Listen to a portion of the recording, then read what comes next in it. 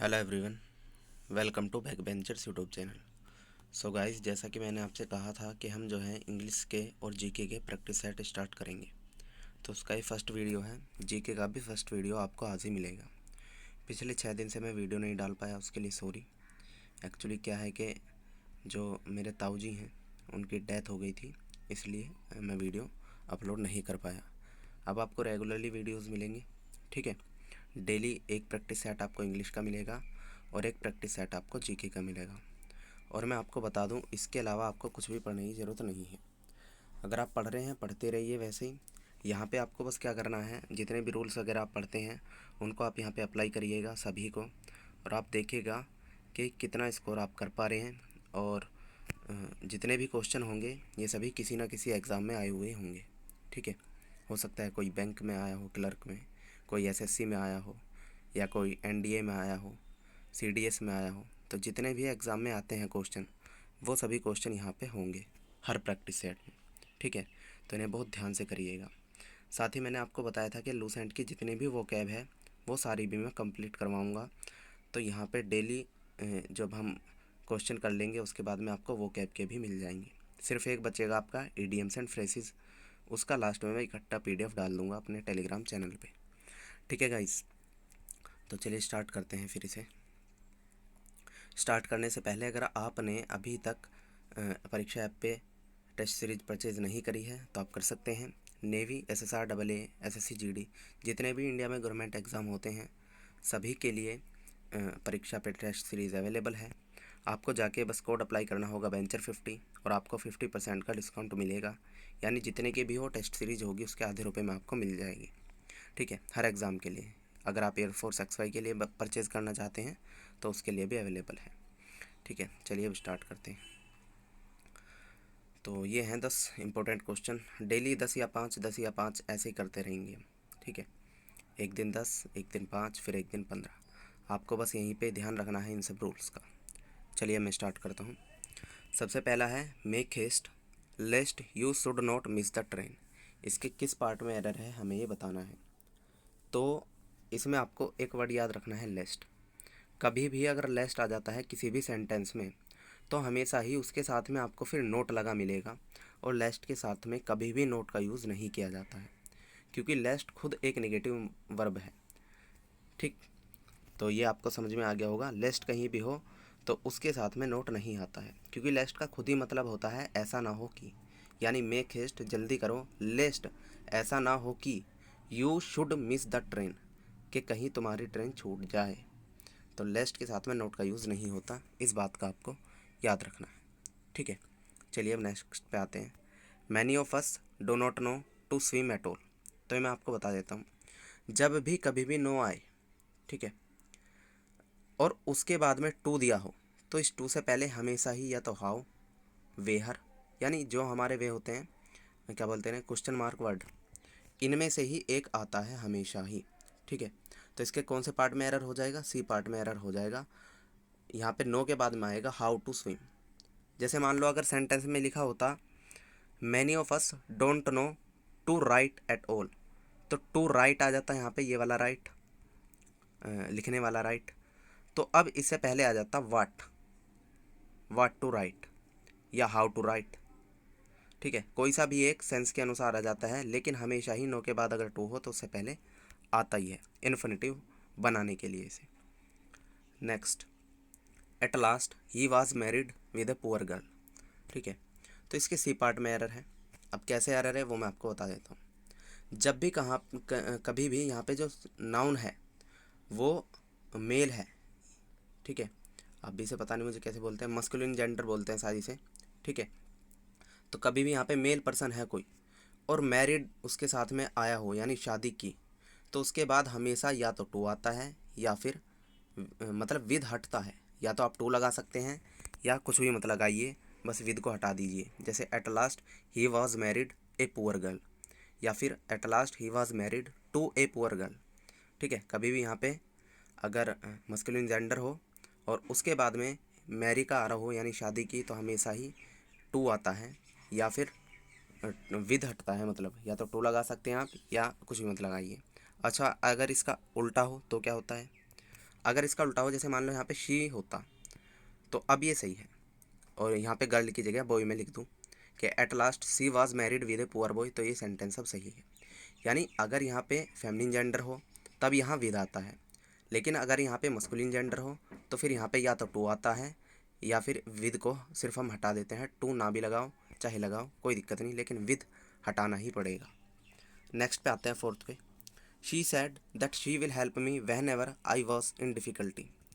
जब आप इसे ध्यान से देखेंगे तो आप पाएंगे कि शी सैड ये भी पास्ट में है, ये फ्यूचर में है, और ये भी पास्ट में है।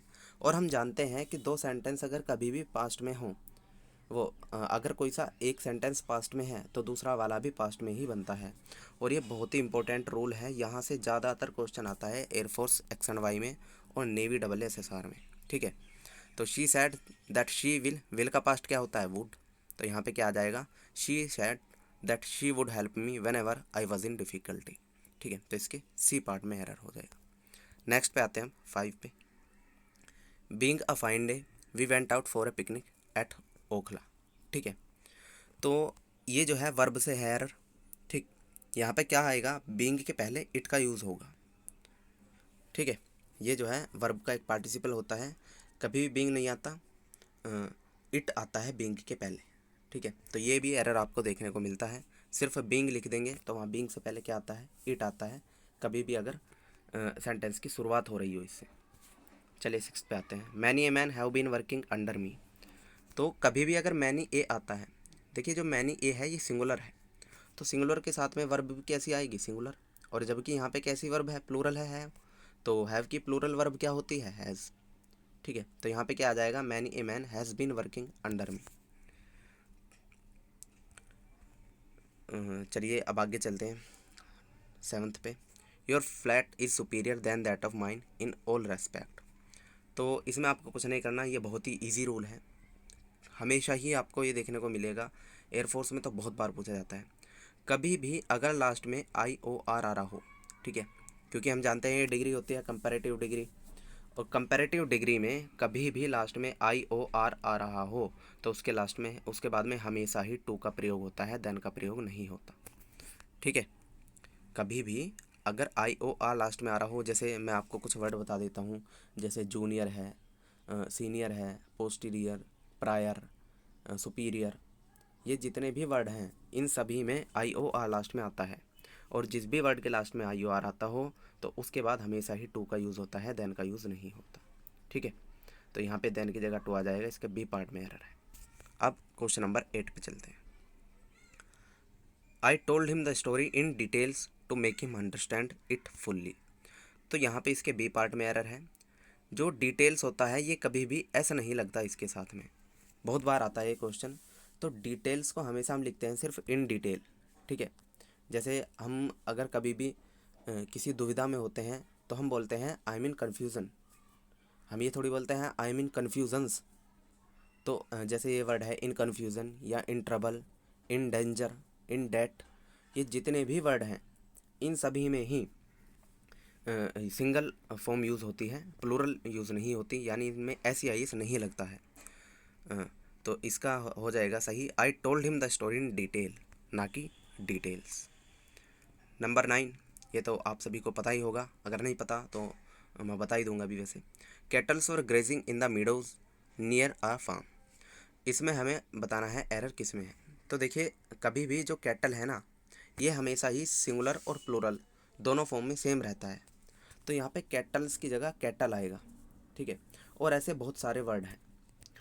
अच्छा, ये वर्ड आपको पता भी होने चाहिए, आप अपनी बुक खोलना लूसेंट वगैरह की, अगर वहाँ मिल जाता है तो ठीक है, नहीं मैं अपने टेलीग्राम चैनल पे सेंड कर दूँगा। कुछ वर्ड ऐसे होते हैं जो हमेशा ही सिंगुलर यूज़ होते हैं, जैसे इन्फॉर्मेशन, जैसे कैटल है, जैसे इन्फॉर्मेशन है, ये हमेशा ही सिंगुलर होते हैं। इसके अलावा कुछ वर्ड ऐसे होते हैं जो हमेशा ही प्लूरल यूज़ होते हैं, जैसे सीजर्स, और जैसे नहीं नहीं नहीं सॉरी, ये तो आपको समझ में आ गया। इसके अलावा कुछ वर्ड ऐसे होते हैं जिनके लास्ट में S तो लगा होता है लेकिन फिर भी वे सिंगुलर होते हैं, जैसे सीजर्स हैं, और जैसे मैथमेटिक्स है, फिजिक्स है। तो ये सब ऐसे वर्ड हैं जिनके लास्ट में S लगा है लेकिन फिर भी ये सिंगुलर है। तो फिलहाल यहीं पे वापस आते हैं, वो मैं आपको PDF सेंड कर दूंगा। कैटल्स की जगह यहाँ फिर क्या आ जाएगा, अच्छा क्योंकि वर आ रहा है, अगर सिर्फ कैटल होता तो वाज आ जाता, अभी हम लगा है तो कैटल के आगे क्या लगा देंगे, द। ठीक है, यानी the cattle were grazing in the meadows near our farm. ये था 9th। अब आते हैं 10th पे जो कि लास्ट है। You are really senior then me in age. तो मैंने आपको क्या बताया था, कभी भी अगर कंपैरिजन हो रहा हो और IOR आ रहा हो तो उसके बाद हमेशा ही क्या लगता है, टू लगता है, यानी यहाँ पे देन का प्रयोग नहीं होगा, टू का प्रयोग होगा। ठीक है, तो आज के सारे क्वेश्चन हमने कर लिए। अगर आपको समझ में नहीं आए हैं, एक आधी बार वीडियो को और देख लेना, आपको समझ में आ जाएंगे। ठीक है, अब आते हैं हम सिनोनिम्स और एंटोनिम्स पे। ठीक है, तो ये जब भी आपको याद ही करने होते हैं, इनमें समझने का तो इतना कुछ होता नहीं है, या तो आप इन्हें याद करो या फिर आप इन्हें ट्रिक से माइंड में बिठाओ, लेकिन आपको पढ़ने तो ही पड़ेंगे, याद भी रखने पड़ेंगे। ठीक है, तो सबसे पहले सिनोनिम्स हम देख लेते हैं। अबेंडन का अर्थ होता है छोड़ना। ठीक है, तो इसके सिनोनिम्स क्या हो जाएंगे, give up, leave, forsake। Abbreviate यानी कंसाइज करना, किसी चीज़ को छोटा करना, कम करना, तो एब्रिज, कंडेंस, शॉर्टन। फिर है एब्डिकेट। एब्डिकेट का अर्थ भी एक तरीके से सरेंडर करना होता है। ठीक है, तो इसका क्या हो जाएगा, quite, abandon, surrender. Ability, ability यानी योग्यता, कॉम्पिटेंस, कैपेबिलिटी, टैलेंट, प्रोफिशिएंसी, ये सब इसके सिनोनिम्स हैं। एबनॉर्मल यानी जो असामान्य हो, जो थोड़ा डिफरेंट हो, उसे हम बोलते हैं एबनॉर्मल।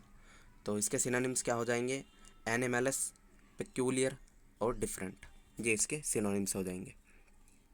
अच्छा, जैसे आप ये याद करते हैं तो आप कई बार कंफ्यूज हो जाते होंगे कि अबेंडन का लीव होगा या क्वाइट होगा।